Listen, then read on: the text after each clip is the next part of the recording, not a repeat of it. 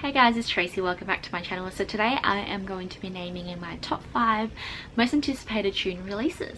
Please don't mind me while I read notes. But first up is Agnes at the End of the World by Kelly Williams. So this one is about Agnes, who lives in a place called Red Creek. She thinks it's paradise, she loves the place, and then she comes to realize that it's actually a cult, and the person who runs the cult calls himself a prophet. She meets an outsider called Danny, and she comes to start to question the things that she has grown up to believe. What is a sin, what isn't a sin, whether the actions that she's doing after meeting Danny is a sin or not, especially when it comes to her younger brother who is suffering from diabetes and requires insulin. She starts to envision a world or a life outside of Red Creek, but things get a little bit more dangerous when the prophet starts to become power hungry, starts to become a bit more sinister in his acts, and then it just is about Agnes's survival through the entire journey.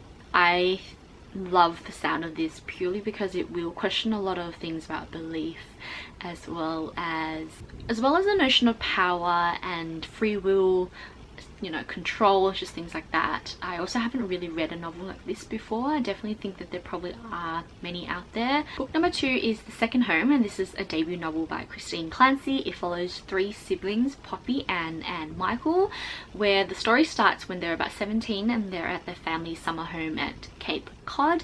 Something happens during the summer and they all disperse. And then the story fast forwards to when their parents pass away. Now Poppy and Anne decide to sell the family summer home, so they go back there and they decide, yep, okay, we're going to put it on sale. But then Michael re-enters their life, and he also has a claim to the estate, and now he wants it. But he also wants to clarify what happened during the summer that they were 17. I love any kind of family mystery, any kind of thriller aspect to it, as well as not knowing what the secret is at the start and then slowly for it to unravel. That's just something that I really like to read, or one of my favorite tropes, I guess. Seems like June really is the month for fantasy releases though. There are a fair few that will be making their appearance very soon. I have 2 on this list. The first one is The Court of Miracles, which is the first book in a Court of Miracles series, and this one is by Kester Grant. I'm really terrible at relaying fantasy plots, so just bear with me. So this is set in an alternative universe during the 1800s, where the French Revolution has pretty much failed and the city is now separated. So you've got the merciless royalty as well as all these underground criminal guilds, and the main character is scouted pretty much by one of the most terrible or intimidating criminal guild leaders by the name of Tiger, and he uses her sister as a means to blackmail her into working for him. She's tasked to enter the court of Louis XVII to start an uprising or a war between the guilds, or else face the death of her sister. I don't know what it is, but I am really keen to get back into fantasy as well as fantasy worlds. So for this one in particular, it intrigues me because it's taking a historical event and changing it and then making it into a fantasy. I think with fantasies I enjoy the world building aspect, so that's partly why I'm super keen to read this one. Also because I haven't read a fantasy in so long, so I'm excited. The next fantasy novel that I'm excited to read is a very different kind of genre, or using a very different kind of fantasy element to introduce. This one is called A Song of Wraths and Ruin by Roseanne A. Brown. It actually uses West African folklore to base its story on. So the story revolves around Malik and Karina. So for Malik, he is a refugee with his sister, but then his sister becomes abducted by a vengeful spirit, and the only way to rescue her is to kill the crown princess of Ziran, the city of Ziran, which is Karina. Now on Karina's side of the story, her mum's actually just been assassinated, so she's filled with this vengefulness in order to get justice for her mum, as well as resurrect her mother from death. Sounds super creepy. So she realizes that she has to go to the Solastasia competition, which is like a festival, and marry the person who wins the competition. So the both of them head towards this competition, and they're on a quest to pretty much kill each other.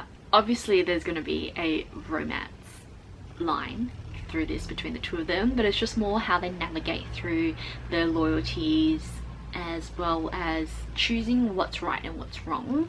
I think that's probably gonna be the most interesting for me, as well as an exploration of West African folklore, because I've never read anything of that sort. And the last book that I'm not so much excited to read, but more in a really apprehensive way, is What Unbreakable Looks Like by Kate McLaughlin. So I left this to last for a trigger warning, because it actually talks about human trafficking and sexual assault. So if that's something that triggers you, then please just have that in mind. So this is about Lex, who is abducted and then trafficked to be known as Poppy, but then she is rescued and she comes home to live with her aunt and uncle. However, when she's home, she has to grapple with living as Lex again without knowing who Lex was, because she's taken on the identity of Poppy for so long. And then amongst all this, she's sexually abused by her so-called boyfriend and his friend, and then she just has to come to terms with the fact that it did happen.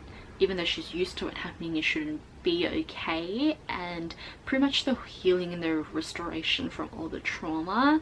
Now, I do think that this is going to be super confronting, which is why I'm saying that I'm not excited in the sense I'm like, oh my god, this is going to be great, but more so in an apprehensive way, in the fact that I am really interested to read this because of what it can bring to the table and the awareness that it creates, but at the same time how I'm going to feel reading it, because I don't know whether it's going to sit well with me in terms of the content. But I still think that it's something that I want to get my hands on and read, purely for hopefully what I would like is a good execution of the story and whether it can deliver a really strong message. I might sneak in another one, and this one is The Sisters of Sword and Song by Rebecca Ross, and it's actually a standalone fantasy novel, which is why I'm liking it, because it's standalone. You're not looking for a series or anything like that at all, and it's just about two sisters who are out there to protect each other, and then one of them takes on a punishment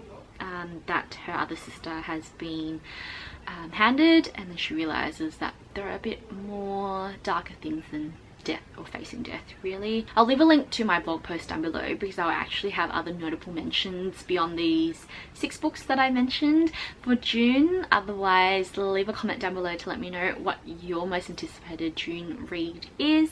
I will see you guys next time. Bye!